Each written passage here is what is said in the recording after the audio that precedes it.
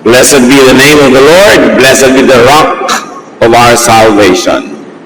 Isa sa mga pinakapopular na tourist attraction sa Europe, ang Leaning Tower of Pisa. At ito'y sumikat hindi dahil sa pagiging tama, kundi sa pagiging mali. Ang building na ito ay nakatagilid. At bakit siya tumagilid? Kasi mali ang foundation. Hindi matibay ang foundation. May bahagi ng tinutuntungan ng building na malambot pala. Kaya sa pagtagal ng panahon, bumigay ito at tumagilid ang building. Ganyan din ang pananalig. Ganyan din ang eternal life. Pwedeng tumagilid, pwedeng magiba kung mali ang foundation. Ang pag-aaral natin ngayon, pinamagatan, build on the rock. Kailangan matibay ang pundasyon ng ating pananalig, ng ating kaligtasan, ng ating buhay na walang hanggan. Salamat, Panginoon, dahil pwede kaming magkaroon ng rock as our foundation. Salamat sa inyo, Ama, dahil ipinadala niyo ang inyong anak na si Jesus upang maging tagapagligtas namin, gabay, guro, at tagapagpala. Sa sandaling ito, patuloy niyo po kaming pagpaliwanagan, Panginoon. Forgive us for all our sins, cleanse us, and now enable us to see you in a clearer way. Teach us, guide us. In the name of your Son, Jesus, we pray with thanksgiving. Build on the rock. Jesus speaks in Matthew 7:24 to 27. Therefore, everyone who hears these words of mine and puts them into practice is like a wise man who built his house on the rock. The rain came down, the streams rose, and the winds blew and beat against the house, yet it did not fall, because it had its foundation on the rock.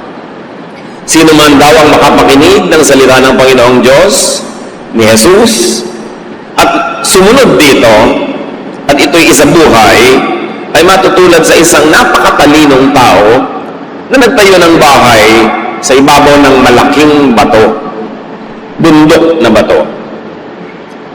Umulan man daw, tumaas ang tubig, lumakas ang hangin at hampasin ang bahay na ito, ay hindi ito matutumba, hindi ito matitinag, dahil ito ay nakaugat, nakatungtong sa bato.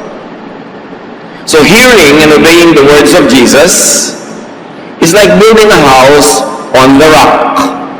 And take note of the Greek rendition, the rock, not a rock. Hindi isa lang na bato, kundi ang bato. Specific na bato, hindi kahit anong bato lamang. And house here, it could mean faith. Of course, it means spirituality, and it refers to eternal life. Even daily, practical life.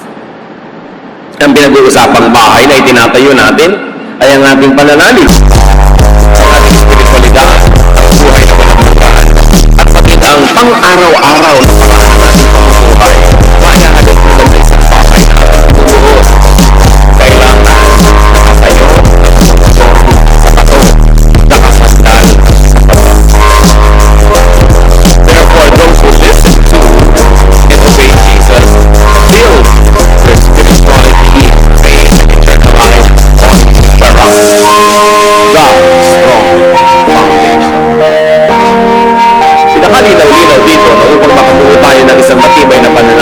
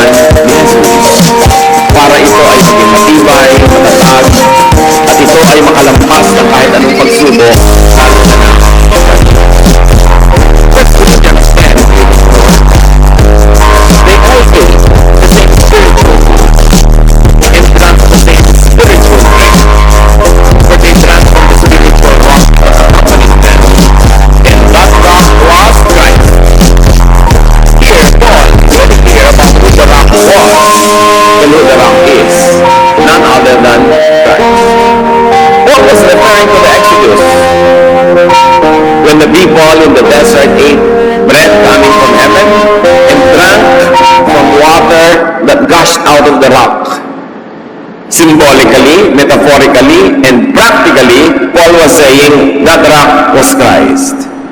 The life of the people of the Exodus, the life of the people then and now, all depend on this rock.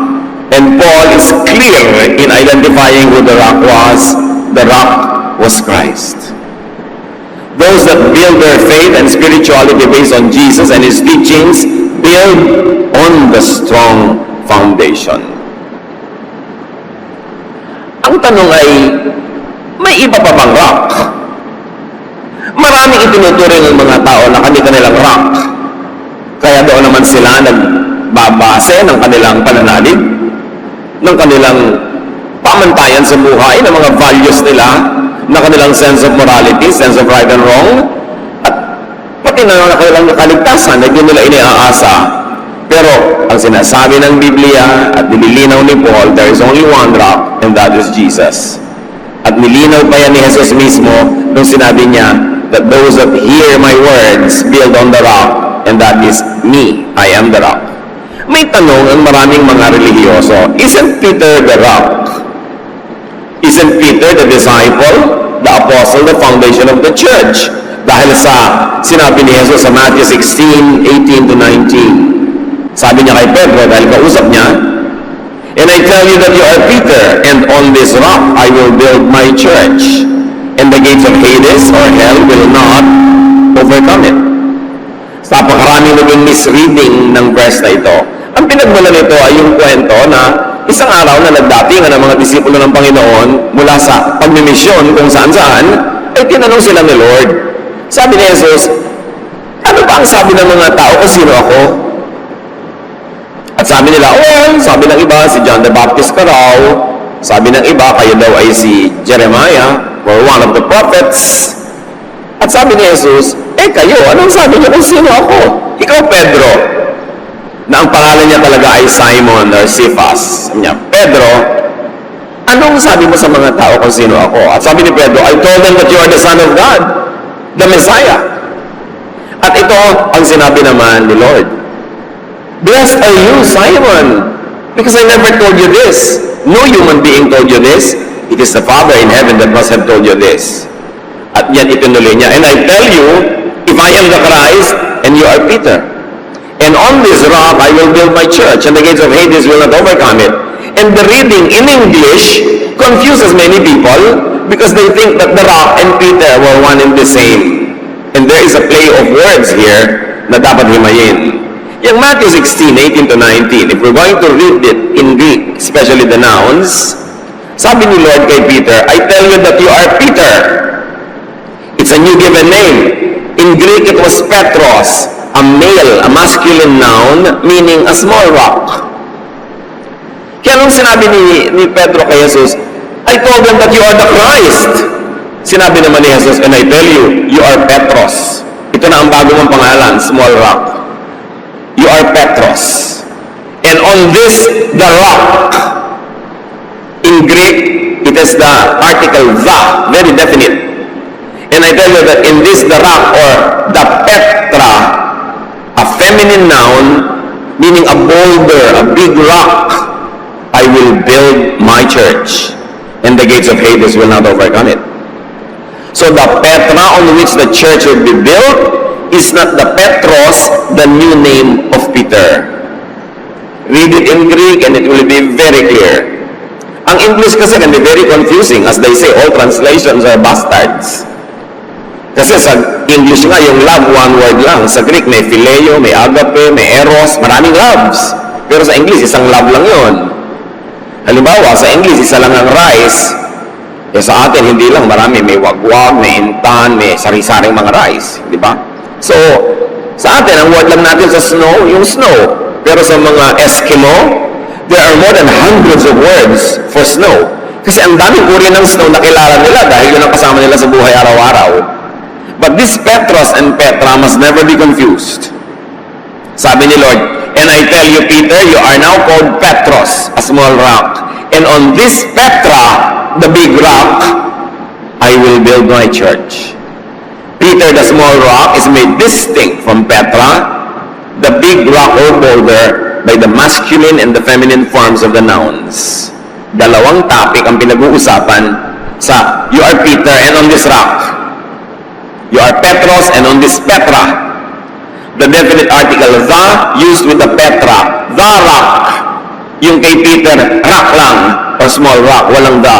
Magkabukod talaga yon. The rock is the strong, hard, unchanging truth. Rock is not Peter because he is not the truth. Jesus is the truth. Jesus is the rock. At hindi na subject to interpretation ang 1 Corinthians na sinabi ni Paul, the rock was Christ. Sinabi kay Peter ni Lord, on this rock, ano yun? On this truth, on this power that I am the Messiah, the Son of the living God, the church will be founded and built. Appreciate natin yung exchange of ideas ng kwento.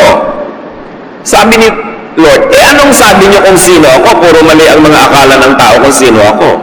Sabi ni Peter, ang sabi ko po, kayo ang Mesiyas. Kayo ang anak ng Diyos. At sabi naman ni Lord, aba, kung gano'n na ako ang Mesiyas, ako ang anak ng Diyos, ikaw ngayon tinatawag kong Pedro, small rock.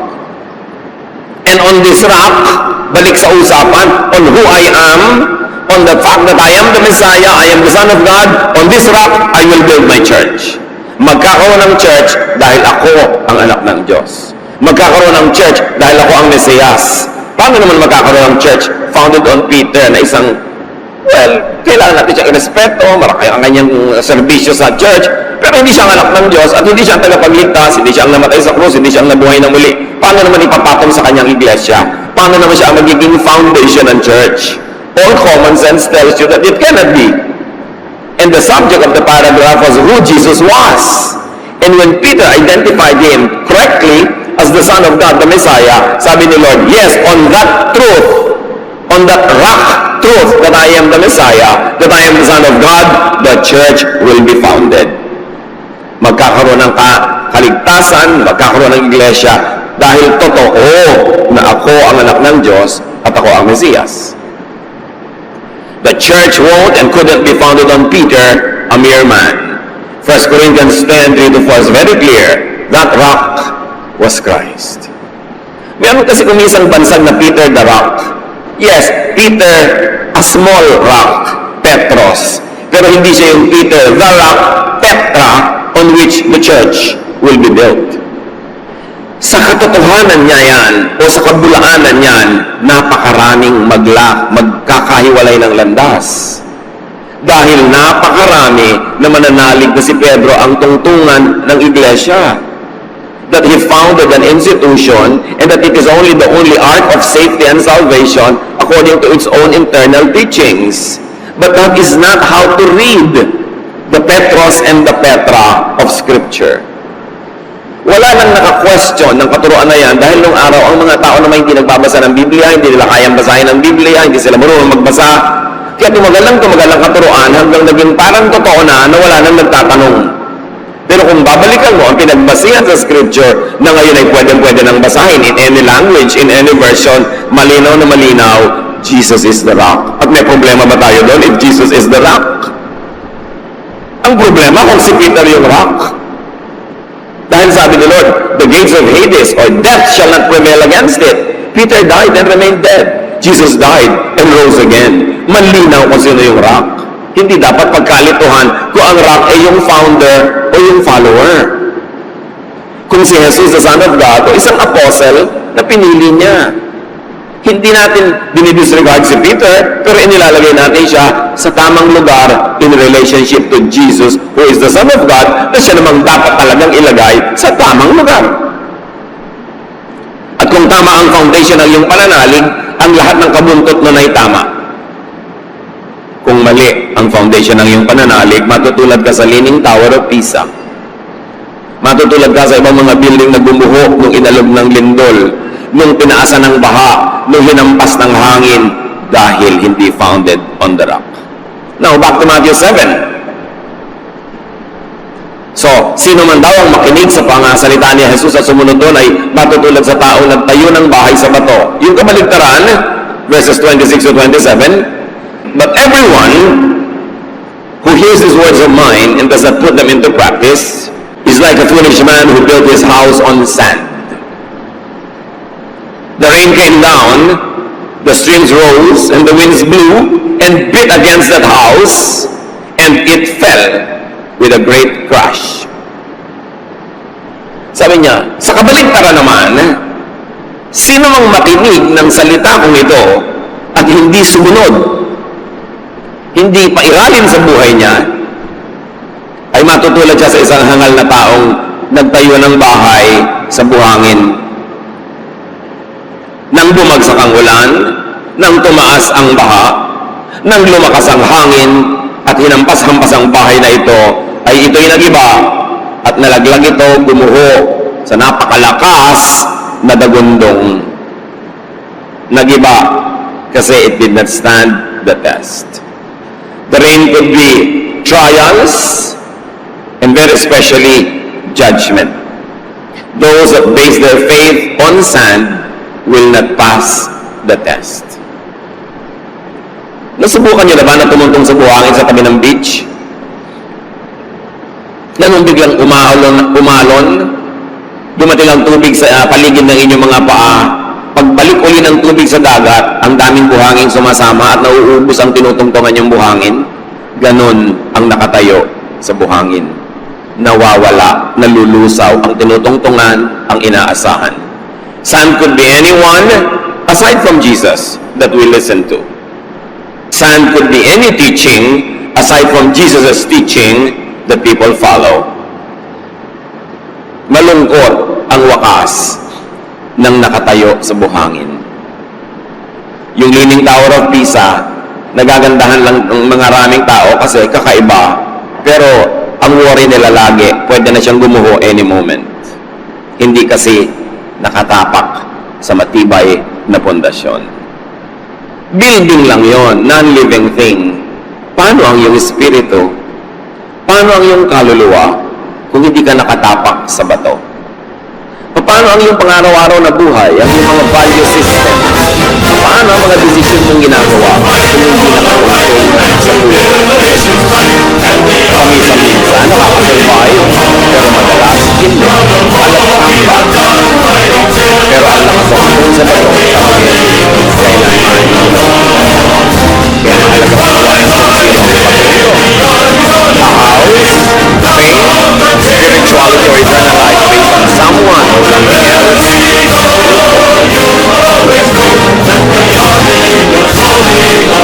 Kaya malino ang sinabi ng Panginoong Jesus sa John 14:6, I am the way, the truth, and the life. Parang the rock.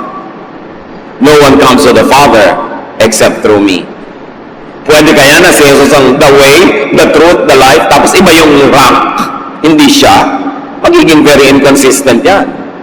Dalawa na pala ang pwedeng daanan. Isa lang. Si Jesus lang. At hindi natin binabaliwala ang sino mang nilalang lamang na napagkakamalan siya yung rock.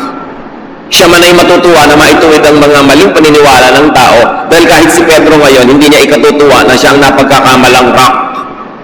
Kasi hindi niya aagawin kay Jesus kahit kailan yung distinction na yon. Tao lang ang nagbigay sa kanya nun. Pero hindi siya ang kumuha nun para sa kanyang sarili. Ikagagalak ni Pedro na ito ay maituwid. At ikagagalak ni Pedro na ipakilala ang mga tunay na mga may office sa church at yung mga hindi na pagkamalan lang at nakasanayan na lang. At minsan hindi na tinatanong pa dahil nakatanggap ng karamihan. Pero sinabi ni Jesus, the way is hard, the door is narrow that leads to life, and those who find it are few. The way is easy, the road is wide, the door is wide open that leads to destruction, and those that find it are many. Hindi nadadaan sa paramihan yan.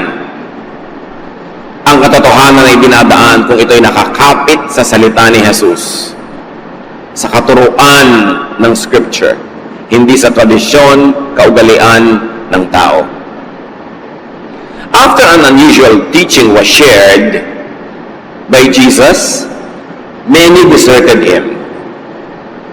Alam niyo ang Panginoong Jesus, dumating siya upang ituwid ang maraming pagkakamali, lalong-lalo ang mga religious beliefs and mistakes of His own people. Hindi nagustuhan yon ng religious establishment, Kaya siya ipinapatay. At si Jesus ay nagtuturo ng tama para palayain ang mga tao mula sa mga pagkakatali sa kung ano-ano mga kaugalian at tradisyon na hindi naman kailangan. Pati yung mga taong pinapalaya niya, nagalit sa kanya. Marami siyang tinuturuan ng tumalikod sa kanya. Konti na lang natira. At yung mga natira, tinanong niya sa John 6:65 to 68. He went on to say, "That is why I told you that no one can come to me unless the Father has enabled him." From this time, many of his disciples turned back and no longer followed him. "You do not want to live too, do you?" Jesus asked the 12. Simon Peter answered him, "Lord, to whom shall we go? You have the words of eternal life." Nung maraming nagtalikuran kay Jesus dahil sa mga katuruan niyang kakaiba sa pandinig, tinanong ni Jesus ang mga konting natira, "O kayo rin ba, tatalikod na rin sa akin?" At sabi ni Pedro, kanino naman po kami susunod? Kayo ang nagbibigay ng buhay na walang hanggan. Ang salita niyo ang nagbibigay ng buhay. Marami kasi ganyan mga relihiyoso Turuan mo ng tama, magagalit sa'yo. Palayain mo mula sa mga kadiliman, magagalit pa. Dahil gusto nilang manatili sa kadiliman. Pero sabi ni Lord, kaya kaya sinabi ko sa inyo, liban na lang kayo pagkalooban ng Ama sa Langit ng grasya, hindi niyo talaga maiintindihan. Kasi sobrang nakalubog ang mga tao sa kadiliman, sa kamangmangan, na sa katagalan na nandun ay nagmukha ng iyon ng standard at yun ang tama. Sa inyo, marami talagang hindi uunawa dahil hindi sila magbubukas ng kanilang puso. Pero sabi ni Pedro, kami po bukas ang aming puso. Nakita na namin na kayo ang tagapagligtas. Wala na iba pang panggagalingan ng salitang nagbibigay ng buhay. Sa inyo kami, kahit ano pa ang mangyari. Itong Pedrong ito, ang pinagkamalan ngayon ng tradisyon na naging rock, I'm sure ikinalulungkot ni Pedro yon. Hindi niya gusto yon. Dahil hindi naman siya ang pinanggagalingan ng buhay na walang hanggan. At hindi niya kahit kailanman tatangkain na kuhanin yung title na yon. Mga kapatid, napakalinaw, don't build on sand. Kung kayo man ay magpapagawa ng bahay, lalo't may budget, lalo't maganda ang bahay at gusto niyo magtagal, pinipili niyo talaga ang foundation. Nakita ninyo, yung mga pumili na bumili sa mga subdivision at tabi ng ilog, tuwing may baha, tuwing may bagyo, ninenervyos. Kasi nandun ang foundation ng bahay nila Yung mga naman pinili, kahit hindi sila conscious na nung napili nila, nandun pala sila sa mga bato, sa mga burol, tuwang-tuwa sila sa naging choice nila, dahil ngayon tuwing may baha, tuwing may bagyo, hindi sila gaanong nangangamba, hindi tulad ng mga nasa tabing ilog, hindi mga nasa gilid ng bundok na pag 3 araw ng umuulan, lumalambot na yung lupa, pwede mag-landslide na at matabunan sila. Talagang location, location, location. It depends on where you are. Kahit sa business. Ang ganda-ganda ng business mo, pero nasa 2nd floor, naku, madalas lalangawin ka. Lalo sa mga Pilipino, ayaw umakyat ng hagdan. Kaya nga kahit may overpass, tatawirin na yung daan, kahit may malaking, marami nang namatay dito sign. Ayaw umakyat ng hagdan. Ang negosyo mo nasa 2nd floor, naku, himala na lang para yan mabuhay. Location, location, location. Nakakita na ba kayo ng mga bahay na mas mababa kaysa sa kalsada? Meron na wala ng preno, sa silong nila nagtuloy.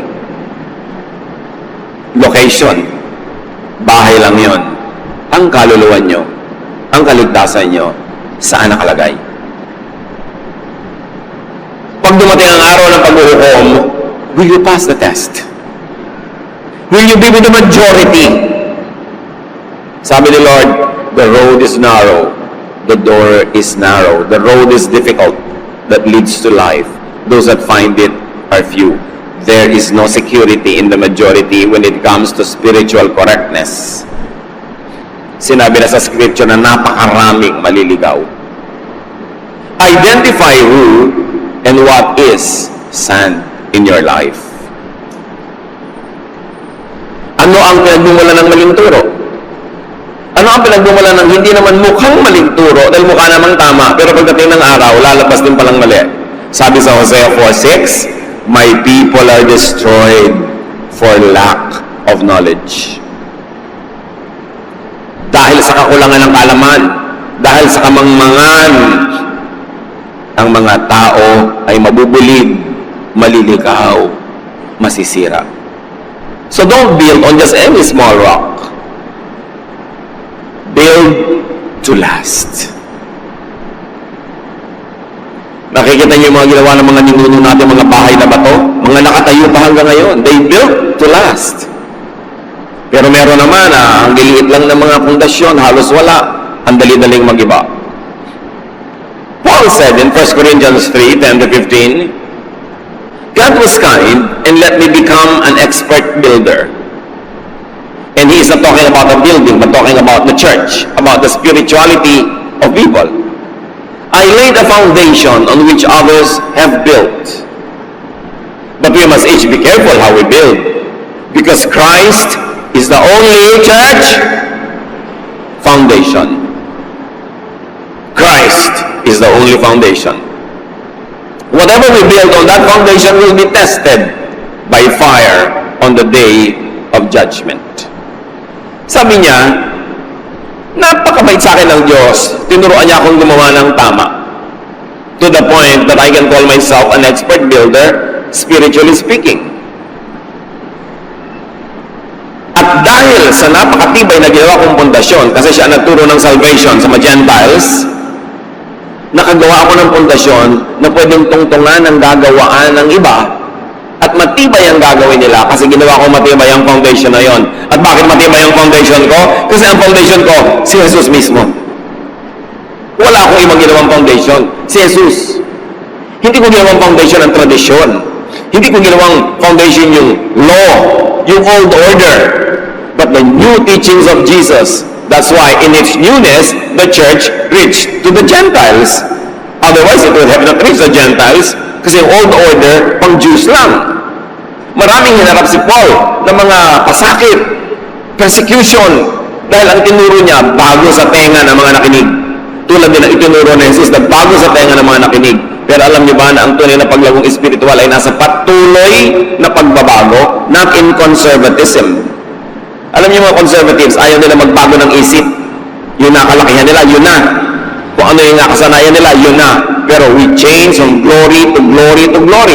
And you cannot change unless you destroy the old. You cannot build a new one unless you destroy the old. And there should be no sentimentality or romanticism in this, the destruction of the old. Because we continue to grow and evolve in our spirituality, and we grow from glory to glory.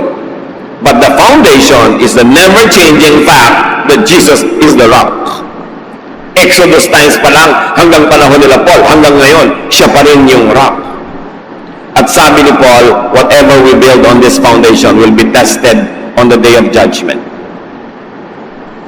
Lahat tayo mga kapatid, kasama sa pagbuo ng spiritual house, the church.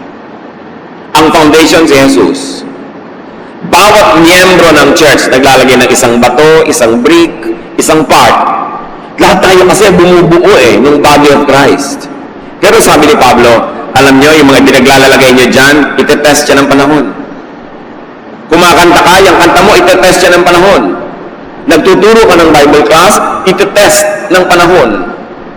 Naglilingkod ka, nagdo-donate ka, may ginagawa ka, susubukin niya ng panahon. At ang susubukin, ano yon? Nagbunga ba yan ng kaligtasan ng iba? Nagbunga ba yan ng paglago ng mga naligtas na? Talaga bang may bunga o wala? Kasi, sabi sa ni Jesus, you must bear fruits, fruits that remain. Kaya dapat quality.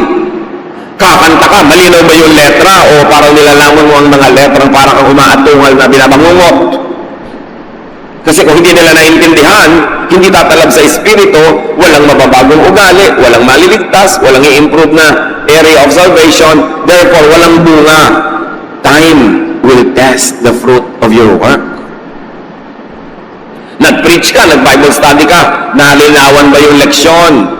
Yung linaw na nagkaroon ng pagbabago yung espiritu. Kasi yung espiritu ang eternal Nagkaroon ng improvement. Nalapit man ang nalapit sa original na image ni Jesus. Yung taong nakinig sa iyo dahil sa linaw ng iyong pagtuturo.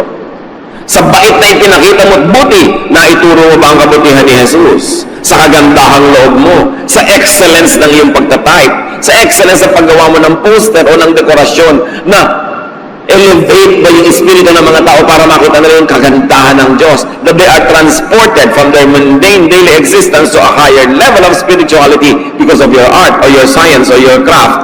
Time will test your work. Okay, nagbigay ka ng donation, pero saan? Kanino? Yung bang ibinigay mo na yon nagkaroon ng bungang kaluluwang naligtas? O mga naligtas na naturuan o masenso, o mga nagugutom na napakain, kailangan may bunga. Sabi ni Paul sa pagpapatuloy, then, everyone will find out if we have used gold, silver, and precious stones, or wood, hay, and straw. We will be rewarded if our building is left standing. But if it is destroyed by the fire, we will lose everything. Yet we ourselves will be saved like someone escaping from the flames. Sabi niya, kumanta ka, pero gold ba, silver, precious stone, o kahoy, damo? Nagbigay ka, pero mahalaga ba sa'yo? O mga tinatirahan mo lang ang ibinigay mo? Nagbigay ka ng talent, pero yung best ba? O yung pwede na yan? Sabi niya, alam niyo, i-expose siya ng panahon. Kasi lahat ng ginawa mo, dadaan sa apoy. At lahat ng matutupok, baliwala, hindi madadala sa kabilang buhay. Yun lang hindi matutupok because of its quality. Ang madadala mo, crowns of life, crowns of glory in eternity. So, pero kung tunay ka namang ligtas, kaya lang walang kakwenta-kwenta ang mga serbisyo mo, lagi kang absent, walang quality, maliligtas ka naman dahil ligtas ka na. Pero para ka lamang tumakbo mula sa sunog, wala kang nadala.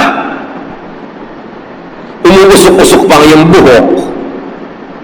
Nagliliyab-liyab pa yung dulo ng laylayan ng damit mo. Pero maliligtas ka naman kasi nagpaligtas ka kay Jesus.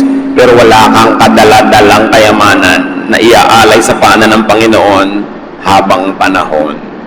Kaya sabi ni Pedro, kaya alam niyo, ni Paul, alam niyo ako, hindi sa pagyayabang, kasi totoo lang, I gave my best.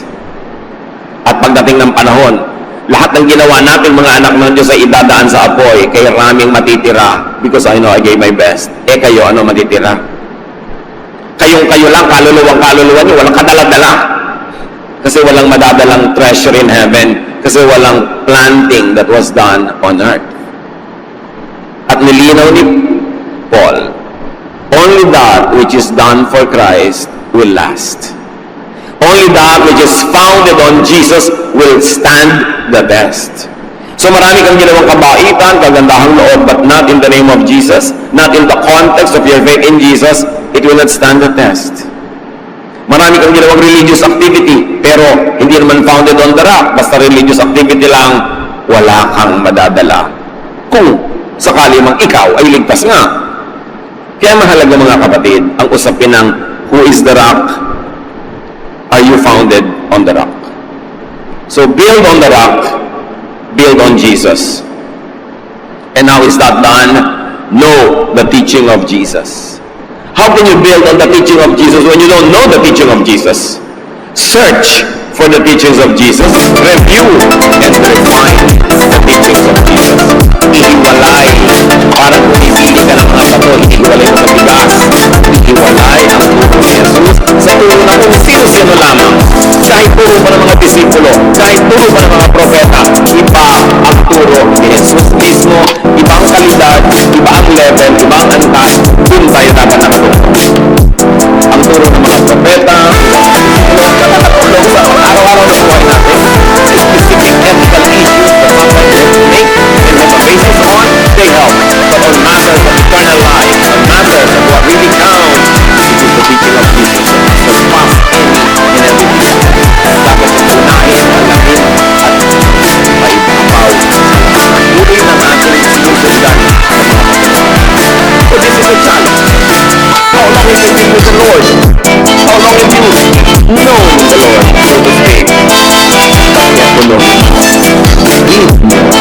Study more. And isolate the teachings of Jesus from any other religious, ethical, social issues.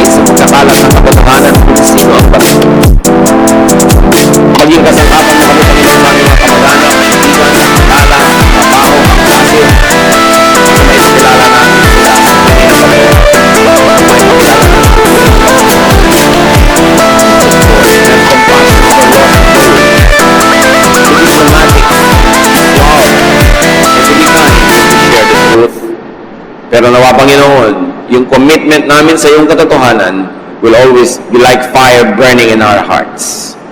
At kami man sa pang-araw-araw na buhay, patuloy na magbago, umunlad ng umunlad, at lahat ng ginagawa namin para sa inyo will stand the test of fire. Pagbulay-bulayan natin mga kapatid, ang lahat ng practical implications sa buhay natin that Jesus is the real rock of salvation and eternal life. Lord, as your people sit still before you, reveal, teach, heal. Father, we ask in the name of Jesus, your Son.